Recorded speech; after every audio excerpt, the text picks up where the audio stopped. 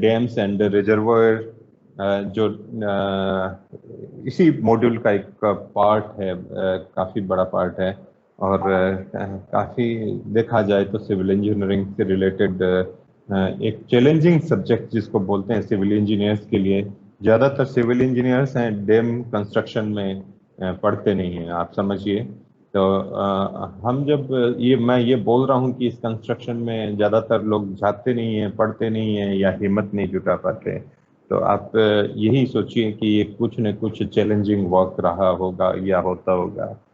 Challenging in a sense कि जो हम ट्राई करते हैं कंस्ट्रक्ट करने की, वो बहुत ही ज़्यादा डायमेंशनल, जो हम कंसीव कर सकती है हमारी आंखें, हमारी जो सोचने की शक्ति कंसीव कर सकती है, वो इतना इजी इसमें नहीं रहता।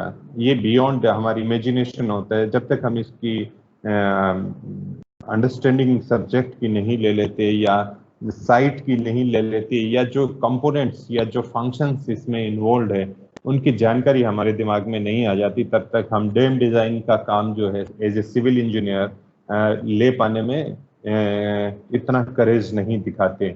करेज नहीं दिखाने का मेन कारण है कि जो इसकी फंक्शनलिटी है वो हमें एक फियर क्रिएट करती है कि शायद हम नहीं कर पाए। इसी तरह से ब्रिज डिजाइन का जो काम है वो भी एक फियरफुल फैक्टर बहुत सारे सिविल इंजीनियर्स के दिमाग में रहता है कि वो इस ब्रिज डिजाइन में जो पियर्स हैं, डेक हैं, रोड कंस्ट्रक्शन आप चले जाओगे, आप बिल्डिंग कंस्ट्रक्शन में चले जाओगे, आप एनवायरमेंटल स्ट्रक्चर्स हैं कुछ, तो वाटर सप्लाई लाइंस हैं या सीवेज लाइंस हैं, उसमें आप इजीली डिजाइन कर पाते हो। लेकिन जो बेसिक जो फोर्स जब चेंज हो रहा है और जो विजिबल ज्यादा नहीं है और अनप्रिडिक्टेबल फोर्स है इन स्ट्रक्चर्स पे, वो स्ट्रक्चर्स लेना एक चैलेंजिंग जॉब रहता है। तो डैम का डिजाइन जो है वो एक बहुत बड़ा एक चैलेंजिंग माना गया है, शुरुआत से माना गया है। चाहे डैम ग्रेविटी डैम हो, चाहे अर्दन डैम हो, चाहे, तो ये एक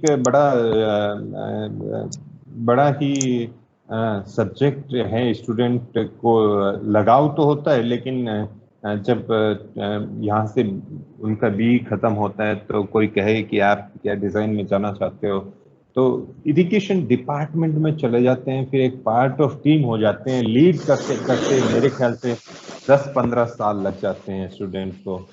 साल के बाद थोड़ा कॉन्फिडेंस आता है तो पार्ट में जाते हैं।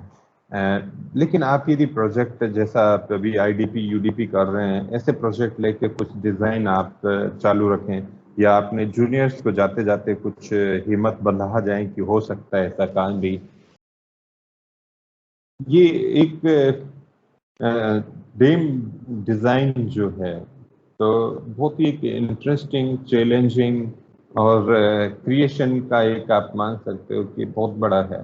और ये एक नेशन बिल्डिंग में भी आप योगदान कर रहे हो, ऐसा बहुत बड़ा फीलिंग आता है। हालांकि every act of you, if you are active and working on something, then definitely you are contributing, but these are big large structures and infrastructure, large infrastructure structures. So just to have a kind of feeling कि dams कैसे हैं, और आपका जो university का syllabus है उसमें आपको क्या करना है आगे, तो आप यहाँ पे डिफरेंट व्यूज दिए हुए हैं। देखिए, ये एक डैम का वॉल दिया हुआ है, यहाँ पे पानी रुका हुआ है और यहाँ पे कंस्ट्रक्शन किया हुआ है, तो कंक्रीट जैसा स्ट्रक्चर लग रहा है यहाँ पे। ये एक आपका कर्व्ड सरफेस लग रहा है, तो ये भी एक डैम है। यहाँ पे पानी निकल रहा है, पानी उस साइड है और नीचे आ रहा है, तो ये एक डिफरेंट व्यू है किसी डैम का। और ये जो है ये पूरा डिटेल्ड, छोटा लग रहा है लेकिन डिटेल्ड है, और गेट्स के साथ हैं, ऊपर कुछ सर्विस रोड जैसा दिखाया हुआ है। ये एक डैम का स्ट्रक्चर है, एक कंक्रीट स्ट्रक्चर बना हुआ है जिसमें ये आप देख सकते हो बेफल वॉल्स भी बनी हुई है, बहुत प्यारा स्ट्रक्चर्स हैं टू रिड्यूस द वेलोसिटी। तो आपने लेडर्स देखा था पहले उसमें डाइवर्जन हेडवर्क्स में, वैसा ही एक स्ट्रक्चर यहाँ पे डैम में क्रिएट हुआ है। तो मोस्टली जो पार्ट हैं जो हमने वियर में देखे थे, लेकिन वियर और डैम में क्या फर्क है ये आप देख सकते हो। यहाँ पे जो हाइट है इसकी डैम की काफ़ी चली जाती है, और यहाँ पे पानी स्टोर होता है। तो इन जितने भी डैम्स हैं इनको क्या कहते हैं हम, storage structure, water storage structure, water को स्टोर करते हैं। डाइवर्जन हेडवर्क में क्या होता था, इसकी जो हाइट थी, जो डैम की हाइट थी या वियर की जो हाइट थी वो 2 मीटर, 4 मीटर, 8 मीटर, 10 मीटर तक ही है, उससे ज्यादा जनरली नहीं होती वियर। और बैराज गेट के साथ कई बार 20-25 मीटर तक चले जाते हैं गेट के साथ। यदि क्लोज गेट कंडीशन में देखें तो हम, तो 25 किलोमीटर तक हाइट चली जाती है। तो ये एक चीज देखने लायक है कि जो बैराज या वियर्स हैं वो केवल डाइवर्ट करने के लिए काम आता है या फ्लड प्रोटेक्शन में बैराज को काम में ले सकते हैं। Whereas these dams, whether it is a gravity dam, concrete dam or an earthen dam, ये डैम क्या करते हैं, पानी को स्टोर करते हैं। तो पानी को स्टोर करते हैं तो मेन फोर्स जो लगने वाला है वो क्या है, पानी ही इस पे एक्सर्ट करेगा। रियर में हमारा या बैराज में हमारा पानी यहाँ पे पुल अप नहीं होता, ज्यादा बहुत कम हाइट का होता है, तो हमें इतना इस वॉल का डिजाइन नहीं हम कंसीडर कर रहे थे। वाटर फ्लोइंग था उसमें, जो रिवर है उसका फ्लो बंद नहीं होता वियर में, यहाँ पे फ्लो रुक जाता है, सारा का सारा पानी इम्पाउंड हो जाता है, रिजर्वोयर क्रिएट हो जाता है, लेक यहाँ पे अप स्ट्रीम में क्रिएट हो जाती है। तो ये जो डैम की वॉल है, मैंने आपको वियर में भी समझाया था कि ये डैम की वॉल के जहाँ पे पानी रहता है स्टोर, उसको अपस्ट्रीम कहते हैं, और जहाँ पे डाउनस्ट्रीम है मतलब पानी ज्यादा नहीं है, केवल यहाँ पे जो एक्सेस वाटर होगा जो मानसून सीजन में यदि इसकी स्टोरेज कैपेसिटी को एक्सीड करेगा तो पानी यहाँ से हम रिलीज करेंगे। तो इसका रिलीज शेड्यूल बनता है, जो जहां से रिलीज होता है उसको हम क्या कहते हैं, स्पिलवेज कहते हैं। पानी हर पोर्शन, डैम के हर पोर्शन के ऊपर से नहीं गुजरता। वियर में हर पोर्शन, यदि ये वियर होता तो डैम का वियर का हर पोर्शन पानी को ऊपर से स्पिल करता, लेकिन डैम में पूरा का पूरा जो लेंथ है यहाँ से लेके वहां तक, यदि इसका 1 किलोमीटर लेंथ है तो केवल 200-300 मीटर लेंथ पे एक स्पिलवे बना हुआ होगा और वहीं से पानी स्पिल होगा। कौन सा पानी स्पिल होगा, जो मानसून में एक्सेस वाटर भर जाएगा यहाँ पे। इंडियन कंडीशंस के लिए मैं बोल रहा हूँ, क्योंकि मानसून 4 महीने में होता है और काफी अच्छी बारिश हो जाती है इंडिया में, तो यहाँ पे पानी एक्सेस भर जाएगा, तो एक्सेस वाटर जो होगा वो यहाँ से हम स्पिलवे से इसको रिलीज कर सकते हैं। तो जो स्पिलवे से रिलीज करते हैं तो उसको रिजर्वोयर शेड्यूल बोलते हैं, रिजर्वोयर शेड्यूलिंग बोलते हैं, रिलीज शेड्यूल बनते हैं इसके। ये एक बहुत बड़ा टेक्निकल टर्म है रिजर्वोयर शेड्यूलिंग का, जो यदि हम समझें तो इसमें रिजर्वोयर को वाटर की कैपेसिटी में कैसे अप ले जाना है, कैसे डाउन ले जाना है, और इसकी कैपेसिटी से इसको कैसे मेंटेन करना है पानी को, ताकि जो इसका कमांड एरिया है जो 1 लाख हेक्टर हो सकता है, 2 लाख हेक्टर हो सकता है, या 4 लाख हेक्टर भी हो सकती है बड़ी प्रोजेक्ट में, जैसे सरदार सरोवर में है तो 2.5-3 लाख हेक्टर लैंड को ये इरिगेशन एज वेल एज पानी सप्लाई यानी कि ड्रिंकिंग वाटर, डोमेस्टिक जो वाटर सप्लाईज हैं वो इसको प्रोवाइड करता है एसएसपी, सरदार सरोवर प्रोजेक्ट। तो हमारी इस केस में यदि रिजर्वोयर शेड्यूलिंग पे भी काम किया जाए, यदि काम करें हम, काफी एक हमारा एक्सपर्टीज है, तो हम उसमें लाइफ टाइम एम्प्लॉयबिलिटी ढूंढ सकते हैं और हम कंसल्टेंट बन सकते हैं केवल रिजर्वोयर शेड्यूलिंग के। इसका जो स्पिलवे डिजाइन है उसमें, और या जो मेन बॉडी डिजाइन है इसके भी हम एक्सपर्ट बन सकते हैं यदि हम चाहें, और डिजाइन, और इसमें हमारी कंप्लीट एम्प्लॉयबिलिटी हो सकती है, कंसल्टेंट बन सकते हैं। तो कंसल्टेंसी, हम जनरली इंजीनियर सोचते नहीं है कि कंसल्टेंसी क्या है। कंसल्टेंसी का मतलब हुआ कि हम एक्सपर्ट हो जाते हैं इन चीजों के, इसको मैनेज करने के लिए, वाटर को मैनेज करने के लिए हम एक्सपर्ट हो गए। तो रिजर्वोयर शेड्यूलिंग, शेड्यूलिंग के बहुत सारे सॉफ्टवेयर आते हैं कि कैसे शेड्यूल किया जाए, और उसके लिए जो हमारा बेसिक इंफॉर्मेशन है वो है कंटूर लाइंस, जो यहाँ इस एरिया की होगी। फिर जो प्रोफाइल है वाटर का कि कितना कितना ऊपर जाने से कितना स्टोरेज होगा और वाटर डिमांड्स कितनी है एरिया की, उन चीजों को ध्यान में रखते हुए इसका रिलीज शेड्यूल बनता है। और वो रिलीज शेड्यूल, रिजर्वोयर शेड्यूलिंग बहुत एक इम्पोर्टेंट फैक्टर है वाटर मैनेजमेंट का, वाटर मैनेजमेंट का। तो ये स्ट्रक्चरल एनालिसिस और स्ट्रक्चरल डिजाइन इस डैम का हो सकता है और ये इसकी शेड्यूलिंग हो सकती है। तो इस एरिया में आप सोच सकते हो कि कैसे हम इसको मैनेज करें, नेचुरल रिसोर्सेज को। आपको बड़ा इंटरेस्टिंग इनसाइट्स दे सकता है सिविल इंजीनियरिंग के जो हम स्ट्रक्चर्स बनाते हैं, क्यों बनाते हैं। जब आप कभी हायर लेवल पे पहुंच जाएं, चीफ सुपरिटेंडिंग इंजीनियर या चीफ इंजीनियर लेवल में, जहां आपको कुछ डिसीजन लेने पड़े, तो हम जनरली जो डिजाइन करते हैं लीटर्स पर कैपिटा, पानी स्टोरेज, जो डैम डिजाइन क्या कर रहे हैं, हम पानी को स्टोर कर रहे हैं ताकि हम पानी को स्टोर करें और वहां से उसको रिलीज करें। तो डैम को डिजाइन करना पड़ता है कि पानी कितना है, तो पानी कितना चाहिए, तो लीटर्स पर कैपिटा जो रिक्वायरमेंट है हमारा ड्रिंकिंग दिस अंडरस्टैंडिंग। हाँ, तो एक litre per capita per day 135 से generally this is rural requirement basically, not urban requirement I would say. Minimum requirement 180 भी कई बार लेते हैं, 235 भी लेते हैं, और जो यूरोपियन कंट्रीज है वहां पे अबाउट 300 एलपीसीडी लेते हैं, litres per capita per day. तो पीरियड 135 है, तो इसको एमसी क्यूबिक मीटर में हम कन्वर्ट करें, तो लीटर को कन्वर्ट करने के लिए हम 1000 से डिवाइड करेंगे तो क्यूबिक मीटर में आ जाएगा, तो 0.135 क्यूबिक मीटर आता है। तो लीटर्स पर कैपिटा, अब पर डे की जगह मैं यदि एनुअली कर दूं तो एक आदमी को कितना पानी चाहिए, आप समझिए इसको, बहुत सिंपल सा एक इक्वेशन बना रहा हूं, लीटर्स पर कैपिटा एनुअली। तो एनुअली इसको यदि मैं 365 से मल्टीप्लाई करूं तो I will get around around 50,000 litres. और 50,000 लीटर्स को मैं क्यूबिक मीटर में कन्वर्ट करूंगा, 1000 से डिवाइड करूंगा तो I will get it around 50 cubic metre of water. तो एक आदमी यदि 50 क्यूबिक मीटर पानी मिल जाता है तो उसका ड्रिंकिंग का कंप्लीट हो जाता है। लेकिन जो ड्रिंकिंग रिक्वायरमेंट है वो 20% नहीं 5% है। यहाँ पे ये मैंने गलत इंफॉर्मेशन लिख दी है, गलत टाइप हो गया मेरे से। तो आप मानिए कि ड्रिंकिंग रिक्वायरमेंट है आदमी का, वो टोटल एनुअल रिक्वायरमेंट में मेरा मानूं तो उसको 20 से गुना करना पड़ेगा, तो 5% है ये। तो यदि ये 20 क्यूबिक मीटर है per capita requirement Indian citizens का पर कैपिटा रिक्वायरमेंट मैं मान लेता हूं कि 50 क्यूबिक मीटर है, तो इसका मैं यदि टोटल रिक्वायरमेंट, ये ड्रिंकिंग वाटर रिक्वायरमेंट है, टोटल में मतलब जो हम खाना खाते हैं तो अनाज पैदा करने के लिए वॉशिंग तो आ गया उसमें डोमेस्टिक में, और जैसे इंडस्ट्रियल वाटर है, इरिगेशन वाटर रिक्वायरमेंट है, जो दूसरी चीजों में भी पानी जाता है, तो उन चीजों को मिला लूं तो वो 20 times of this drinking water रहेगा। तो मैं इसका 20 टाइम्स करूं तो कितना आएगा, 10 टाइम्स करूं तो 500 आएगा, 20 टाइम्स करूंगा तो 1000 क्यूबिक मीटर आएगा। लेकिन जो इंडिया में रेन होती है ना, जो बारिश होती है, it rains how much, 1720 cubic metre per capita annually, we get this much cubic metre. This is not MCM, million नहीं है यहाँ पे, क्यूबिक मीटर आप लिखिए, ये भी गलत टाइप है। तो 50 से हमें 1000 एनुअली रिक्वायरमेंट आ रहा है क्यूबिक मीटर का।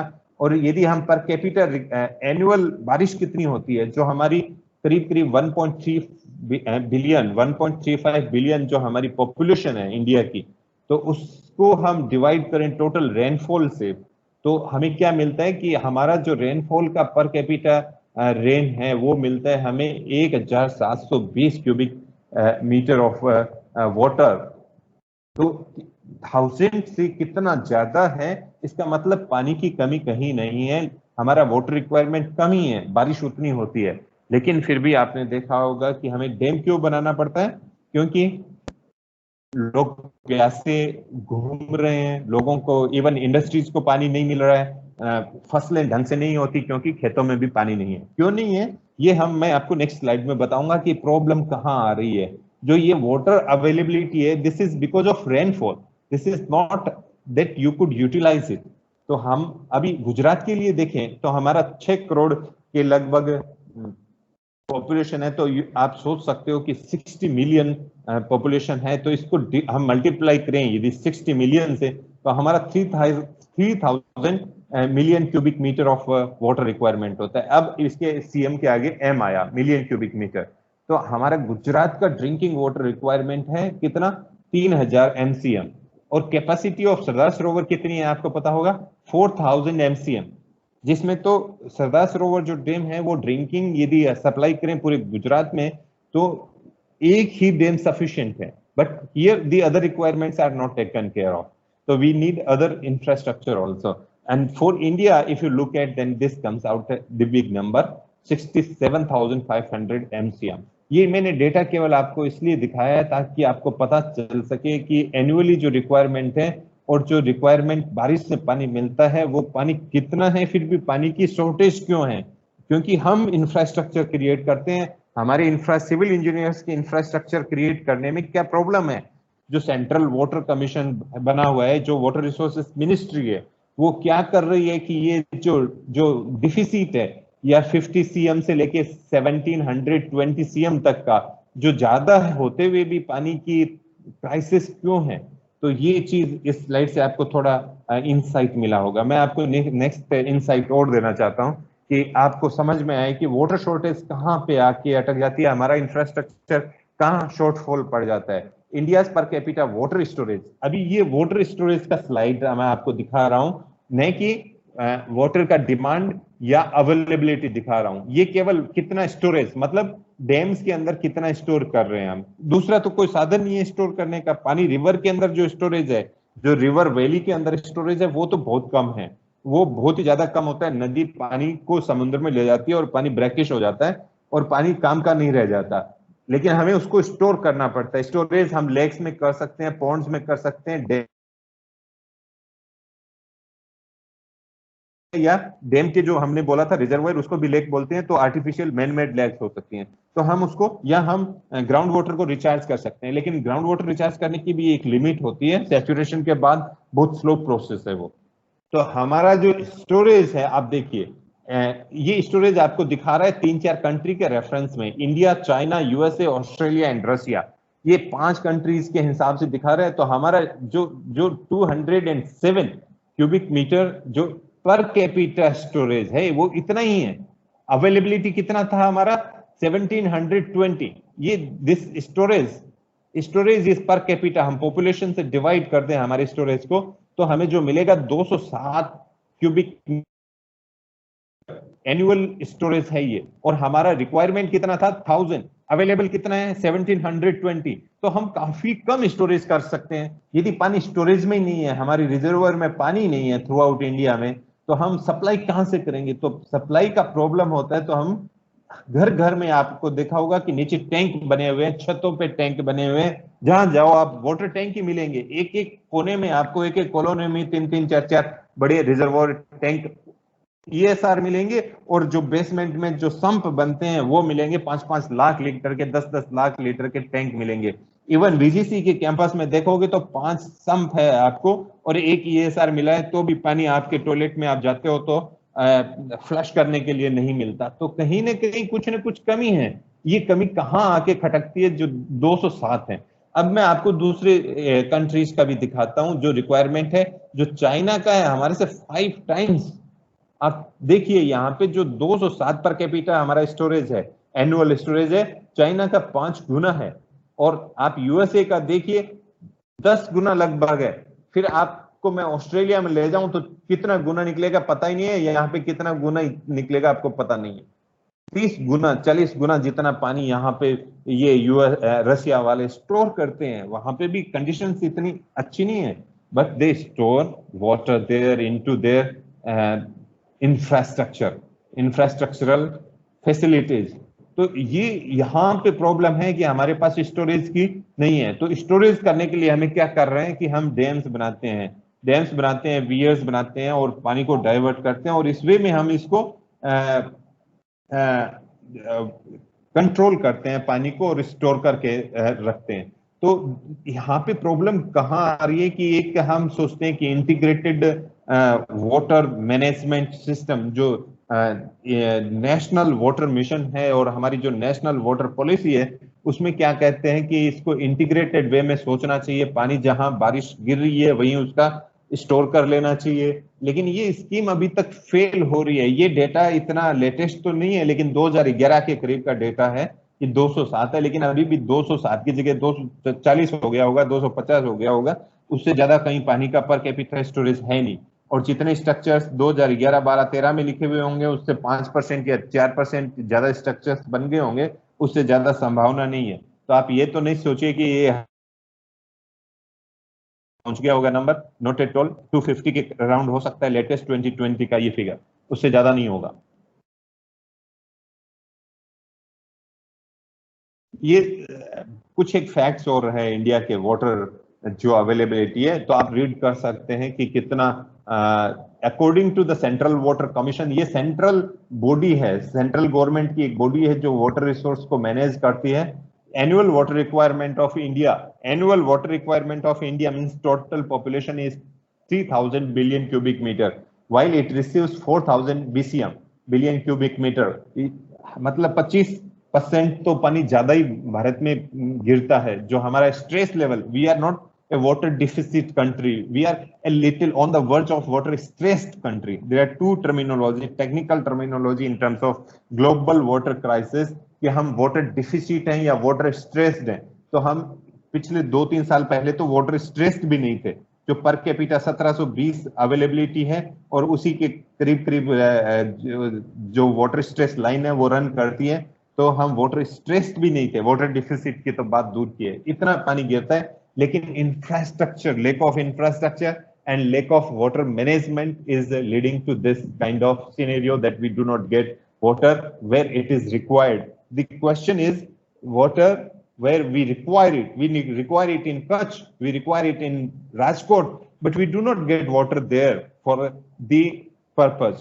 क्यों, क्या पर्पस है? वहां पे ऑटोमोबाइल इंडस्ट्रीज है, उनको पानी चाहिए। वहां पे लोग पावर प्लांट्स डालना चाहते हैं तो वहां पे पानी चाहिए, फ्रेश वाटर चाहिए, लेकिन वहां नहीं मिल पाता।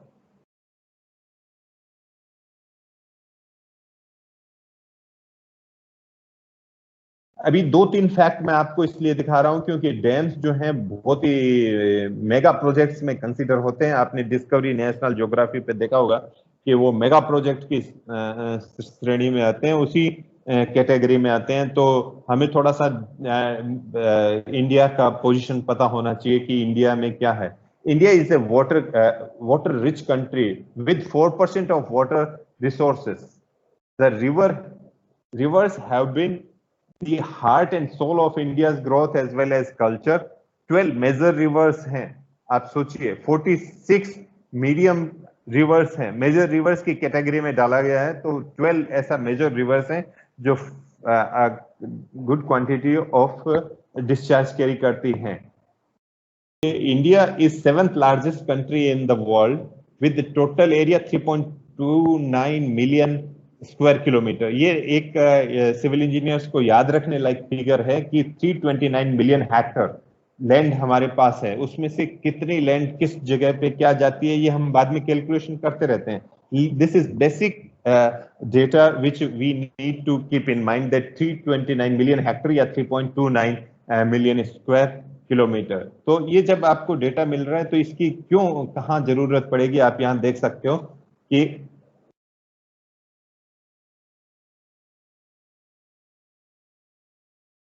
This is a scenario about ground water. Ground water का हम यूज करते हैं तब कैसे इसमें सीन आता है, मैं इसका डिटेलिंग में नहीं जा रहा क्योंकि अभी presently we are discussing only the surface water and creation of dams as a infrastructure building.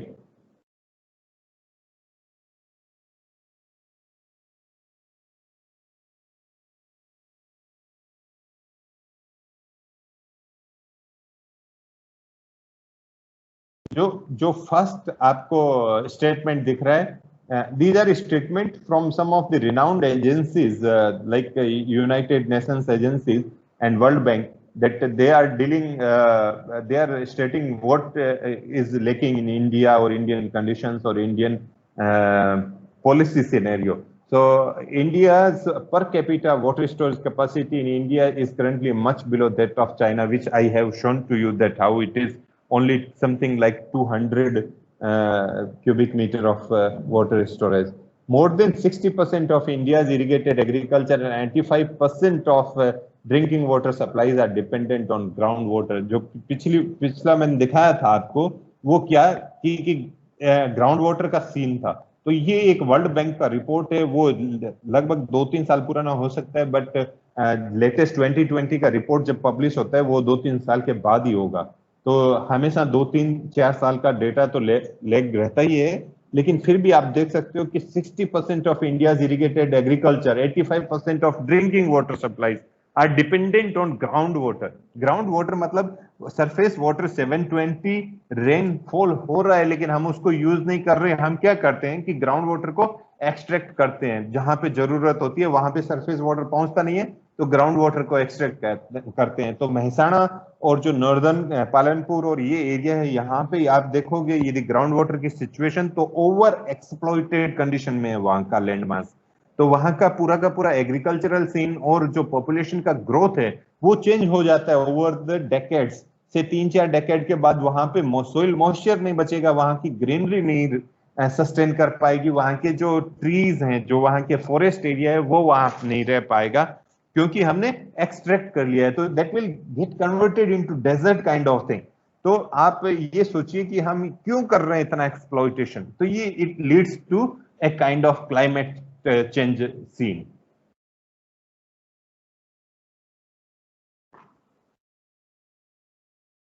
अभी आप देखिए कि ये जो स्लाइड मैं आपको बताने जा रहा हूं कि कहाँ क्या यूज हो रहा है। तो वाटर यूज वर्ल्ड वाइड, कौन सी कंट्री कैसे यूज करती है पानी को। तो 70%, this is world average. The second जो पाई चार्ट आपको दिख रहा है वो लो एंड मिडिल इनकम। तुम देख पा रहे हो जैनम, ये पाई चार्ट आपको क्लियर है मोबाइल में या लैपटॉप्स पे? हाँ सर, क्लियर है। थोड़ा दिख तो रहा है ना? हाँ सर, दिख रहा है। थोड़ा फिगर छोटा है इसलिए हो सकता है क्लमसी दिखे, लेकिन फिर भी मैं आपको एक्सप्लेन कर देता हूं। जो कलर दिख रहे होंगे उनके हिसाब से आपको समझ में आएगा। ये आपको जो पाई चार्ट्स 3 दिखाए हुए हैं, ये वाटर यूज वर्ल्ड वाइड, जो पानी है उसका क्या यूज होता है, जो पानी इंडिया में अवेलेबल है। मैंने अभी बताया था 4th पानी गिरता है तो उसका हम क्या क्या यूज करते। तो उसमें से 70%, ये वर्ल्ड एवरेज है, इंडिया का मैं बाद में बताऊंगा आपको। तो ये जो वर्ल्ड एवरेज है इसमें 70% वर्ल्ड में लोग एग्रीकल्चरल में पानी को यूज करते हैं। ये 8% जो है डोमेस्टिक, जो इसको हम ड्रिंकिंग में बोलते हैं, डोमेस्टिक में यूज करते हैं, और 22 इंडस्ट्रियल यूज है। जो लो इनकम है उसमें एग्रीकल्चरल वाटर का यूज बढ़ जाता है। क्यों बढ़ जाता है लो इनकम में? क्योंकि जो एग्रीकल्चरल यूज है वो वेस्ट ज्यादा होता है और यूज कम होता है।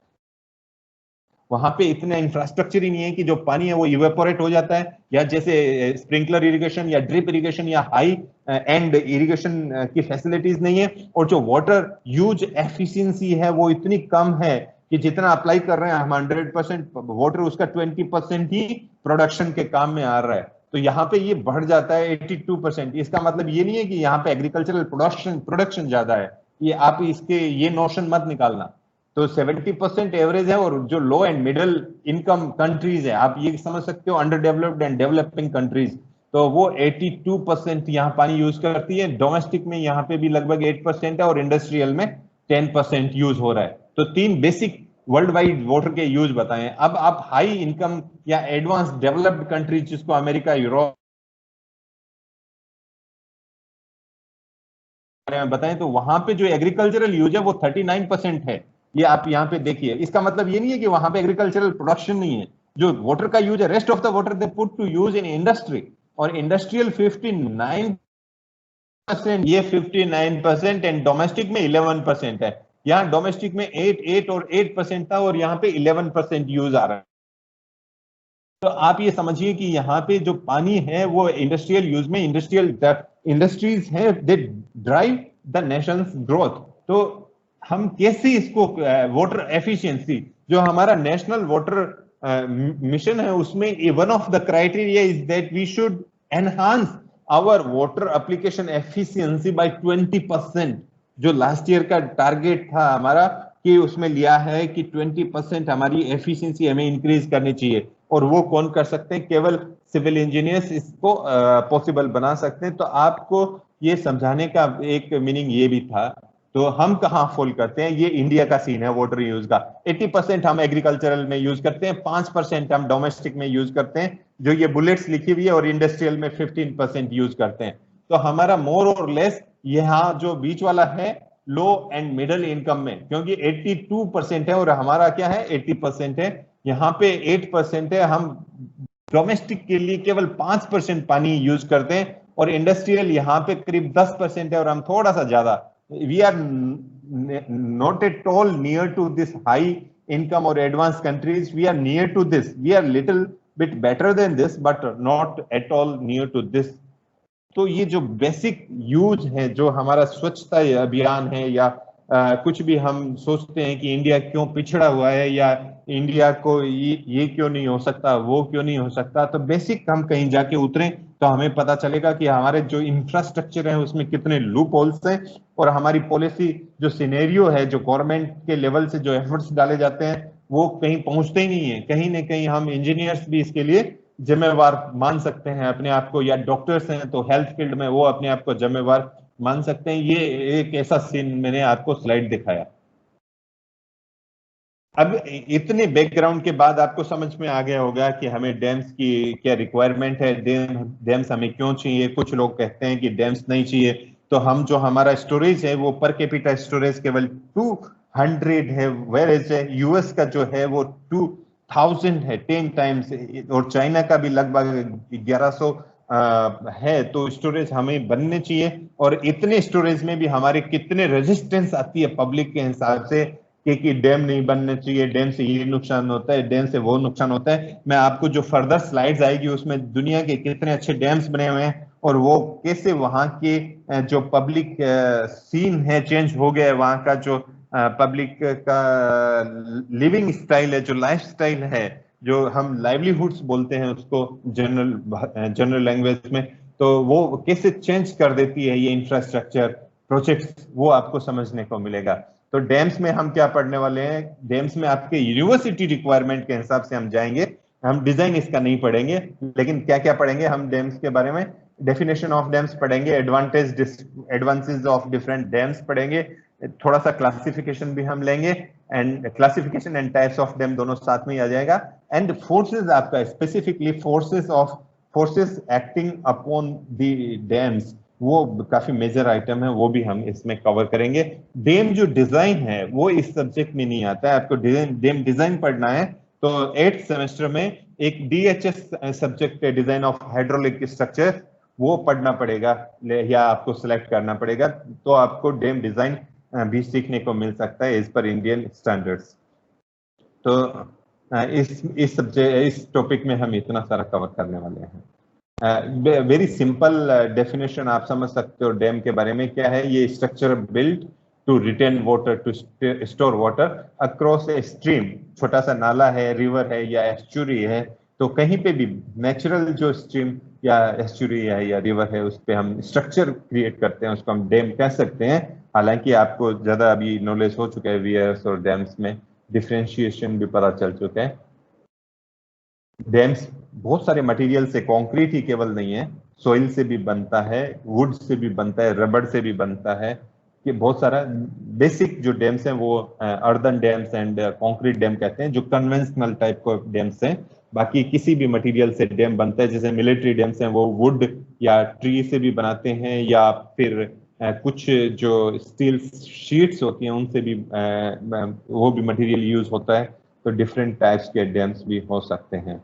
ये एक डैम का व्यू मिल रहा है आपको, रिजर्वॉयर क्रिएट किया हुआ है, just to give a kind of good scenic beauty कैसे क्रिएट होती है और कैसे पानी स्टोर होता है डैम में। ये डैम का स्ट्रक्चर है, यहाँ पे ये डाउन कॉलोनी बनी हुई है यहाँ पे, और ये सेटलमेंट्स यहाँ पे दिख रहे हैं, और आपको ये जरूर दिख रहा होगा कि कितना ह्यूज अमाउंट यहाँ पे स्टोर हो रहा है। डैम कितना है, ये इतना डैम नहीं है, आप देख रहे हो यहाँ पे हिल्स हैं, यहाँ पे हिल्स हैं, तो ये हिल्स का यूज कर रहे हैं, और यहाँ से इसको जो नदी जो पहले यहाँ पे फ्लो हो रही होगी यहाँ से प्लग कर दिया हमने, और बीच वाला ये जो पोर्शन दिख रहा है आपको, ये स्पिलवे का दिख रहा होगा, ये डैम की वॉल है, यहाँ पे स्पिलवे नहीं है, यहाँ पे स्पिलवे नहीं है, तो ये पानी का ये क्रिएट किया हुआ है, तो ये बैंक्स के काम में आ रहा है, और यहाँ पे स्टोरेज हो रहा है। यहाँ पे यदि लो लेवल होगा तो पानी यहाँ से भी निकल सकता है और नीचे जा सकता है,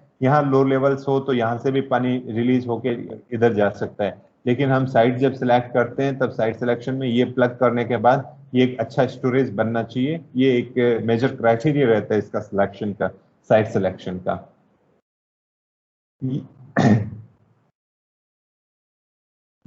डैम्स कितने ब्यूटीफुल स्ट्रक्चर हो सकते हैं, इसलिए ये मैंने आपके स्लाइड पे रखा हुआ है ये देखने के लिए। ये एक रिवर है, रिवर का 360 व्यू लिया हुआ है, यहाँ से रिवर इनफ्लो हो रही है और ये डैम यहाँ पे बना हुआ है, ये डैम है और ये अप्रोच रोड है। ये यहाँ से देखिए आपके ये हिल से यहाँ से रोड आ रही है और यहाँ से जाके ऊपर से डैम के ऊपर से जा रही है और इस साइड पे जा रही है।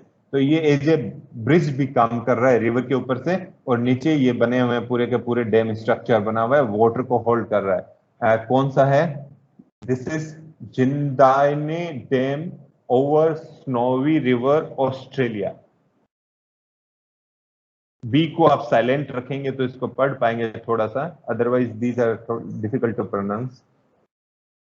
जिंदाइने dam on Snowy River in Australia. So this is just a kind of to how we could make our infrastructure projects as recreational and pleasant roadways. ये थोड़ा हेजी दिख रहा होगा आपको, लेकिन काफी इसके कंपोनेंट्स हैं। वो जो डैम था वो डिफरेंट आपको दिखा रहा था कि कितना नीट एंड क्लीन स्ट्रक्चर है। यहाँ पे जो है ये लूज मटेरियल डंप किया हुआ है, ये रिवर इनफ्लो यहाँ से होके यहाँ इंपाउंडिंग हो रहा है, ये रिजर्वोयर है, ये डाउन स्ट्रीम है, ये डाउन स्ट्रीम है। तो ये क्रिएट किया हुआ डंपिंग है, यहाँ पे ये क्रिएट किया हुआ डंपिंग है और ये कंप्लीट यहाँ पे प्लगिंग किया हुआ है। आप मान सकते हो ये यहाँ से यहाँ तक का लेंथ 1 किलोमीटर के करीब मान सकते हो। तो यहाँ पे एग्जिस्टिंग स्पिलवे है, ये यहाँ पे स्पिलवे जहाँ पे लूज मटेरियल है वहां स्पिलवे नहीं कर सकते। स्पिलवे का मतलब है कि concrete perfect stable permanent structure, ताकि पानी जाए तो ये लूज मटेरियल इसके साथ इरोड नहीं हो। तो ये एग्जिस्टिंग स्पिलवे है, ये कंक्रीट स्पिलवे शूट है। ये एक टाइप का स्पिलवे होता है जिसको शूट स्पिलवे बोलते हैं। जनरली स्पिलवे यूज होते हैं जो हमारा ग्रेविटी डैम या कंक्रीट डैम होता है, लेकिन ये एक लूज रोकी अर्थन, तो इसमें ये शूट स्पिलवे यूज हुआ है। यहां से पानी नीचे गिर के एक प्लंज पूल बनाया हुआ है जिसमें एनर्जी रिलीज करते हैं। एनर्जी जो पानी यहाँ पे काफी हाइट पे होगा, करीब करीब 100 मीटर से पानी गिरेगा और ये 100 मीटर नीचे होगा, इतना लेवल डिफरेंस होगा। तो यहाँ पानी गिरेगा तो एनर्जी को रिलीज करने के लिए प्लंज पूल मतलब एक टैंक, बहुत बड़ा टैंक आरसीसी का बना हुआ होता है। ये यहाँ से बना हुआ है, प्रपोज्ड टनल गई हुई है, मैं इसको समझाता हूँ आपको। न्यू रोड ब्रिज, ये यहाँ से ऊपर से रोड जा रही है और यहाँ जाके मिल रही है, और यहाँ पे new road bridge and auxiliary speed, यहाँ पे वर्ड ऑक्सिलरी लिखा हुआ है। आपने जब आपका ऑडियो सिस्टम देखा होगा तो वहां पे ऑक्सिलरी आउटपुट होता है, मतलब एडिशनल आउटपुट है। आपको स्पीकर लगाने हो तो ऑक्सिलरी आप आउटपुट यूज करते हो। तो यहाँ पे मेन स्पिलवे यहाँ ज्यादा बाढ़ आ जाती है तो हम ऑक्सिलरी स्पिलवे को ओपन कर सकते हैं और यहाँ पानी निकल के नीचे चला जाएगा और वापस रिवर में मिल जाएगा। तो ये ऑक्सिलरी स्पिलवे बना हुआ है, ये आरसीसी का है, और बाकी का मटेरियल यहाँ पे डंप किया हुआ है, ये लूज मटेरियल है, ये भी आरसीसी का बना हुआ है। अब यहाँ से प्रपोज्ड ये टनल लिखा हुआ है, इसके यहाँ से पानी जो है इस रिवर का यहाँ से इसको लेके यहाँ लाया जा सकता है, जहाँ पे एक पावर हाउस बनाया जा सकता है, या इस पानी के डिस्चार्ज को स्पिलवे के रूप में भी यूज कर सकते हैं। तो ये this is what is proposed. This gives us that A kind of view कि एक जो डैम बनाते हैं, एक डैम में एक कंपोनेंट हम डिजाइन नहीं करते, उसमें बहुत सारे कंपोनेंट होते हैं, वो हमें डिजाइन करने पड़ते हैं। ये जो टनल बना रहे हैं ये भी आरसीसी की होती है और ये हमें डिजाइन करनी पड़ती है कि इस टनल का कैसे, कितना मीटर, 2 मीटर, 5 मीटर डायमीटर हो जाएगी और कितने करोड़ का ये प्रोजेक्ट है। ये टनल बनाना भी हो सकता है 200-400 करोड़ का प्रोजेक्ट हो, और ये पूरा डैम हो सकता है 5000 करोड़ का या उससे ज्यादा का भी प्रोजेक्ट हो। जो सरदार सरोवर का प्रोजेक्ट है वो आज से 5 साल पहले 50,000 करोड़ का था। आज की रेट में आप उसको निकालेंगे तो ज्यादा चला गया हो।